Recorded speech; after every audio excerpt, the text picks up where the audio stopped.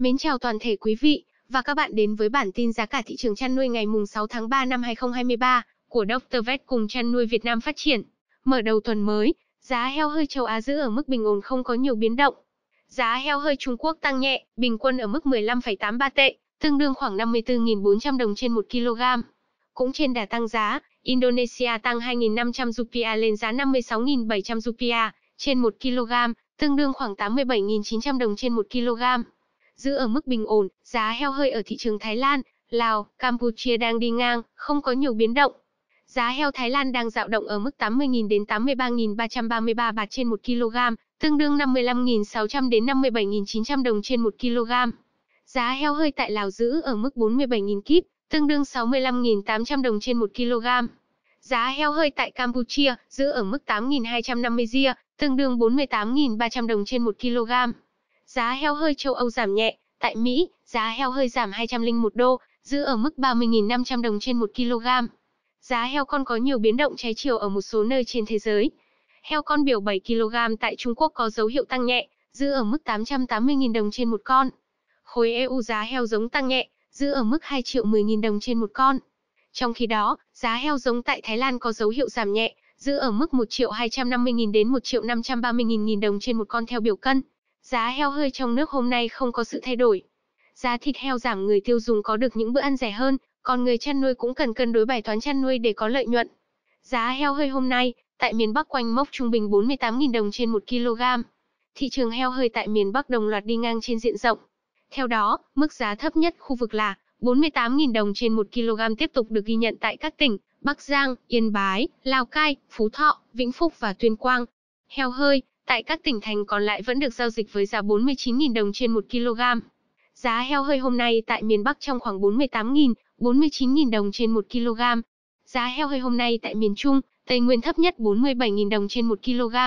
Theo ghi nhận, giá heo hơi khu vực miền Trung, Tây Nguyên đồng loạt lặng sóng. Trong đó, 47.000 đồng trên kg là mức giao dịch heo hơi thấp nhất khu vực được ghi nhận tại tỉnh Nghệ An. Trong khi đó, thương lái tại tỉnh Bình Thuận đang thu mua heo hơi ở ngưỡng cao nhất là 52.000 đồng trên 1 kg. Ngoại trừ Hà Tĩnh đang giao dịch ở mức 48.000 đồng trên 1 kg. Các tỉnh còn lại duy trì ổn định từ 49.000 đồng trên 1 kg đến 51.000 đồng trên 1 kg. Hiện tại, giá heo hơi ở khu vực miền Trung, Tây Nguyên trong khoảng 47 đến 52.000 đồng trên 1 kg. Giá heo hơi hôm nay tại miền Nam cao nhất 52.000 đồng trên 1 kg. Ở khu vực phía Nam, giá heo hơi không ghi nhận biến động mới so với cuối tuần trước.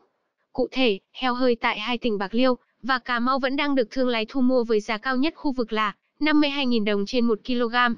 Các tỉnh thành còn lại duy trì giao dịch ổn định từ 50 đến 51.000 đồng trên 1 kg. Giá heo hơi khu vực miền Nam hôm nay dao động trong khoảng 50 đến 52.000 đồng trên 1 kg. Thức ăn chăn nuôi vốn chiếm đến 60 đến 70% chi phí đầu vào. Khi giá bán giảm sâu, buộc người chăn nuôi phải tính giảm chi phí đầu vào.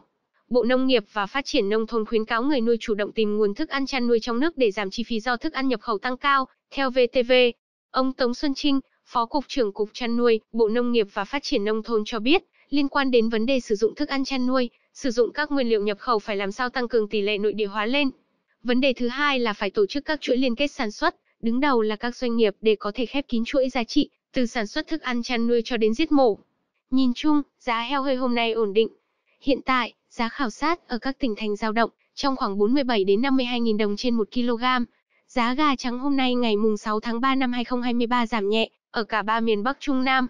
Giá gà trắng miền Bắc giữ ở mức 35 đến 36.500 đồng trên 1 kg. Giá gà trắng miền Trung và Tây Nguyên ổn định ở mức thấp.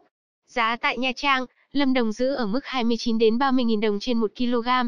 Giá gà trắng tại Thanh Hóa, Nghệ An đang cao nhất cả nước, giữ ở mức 36 đến 37.000 đồng trên 1 kg.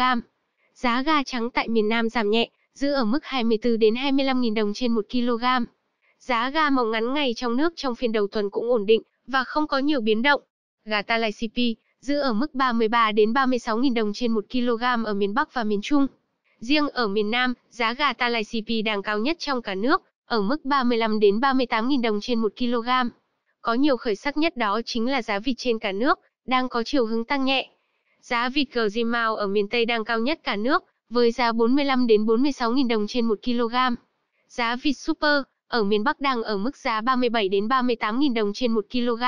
Tiếp theo chương trình, xin mời quý vị và các bạn theo dõi thông tin giá cả của một số vật nuôi khác trong nước ngày hôm nay. Mọi thông tin giá cả chi tiết trong nước và quốc tế sẽ được chúng tôi cập nhật trong bản tin giá cả mỗi ngày. Hãy cùng đồng hành và đón xem bản tin giá cả của chúng tôi vào ngày mai. Xin chào và hẹn gặp lại.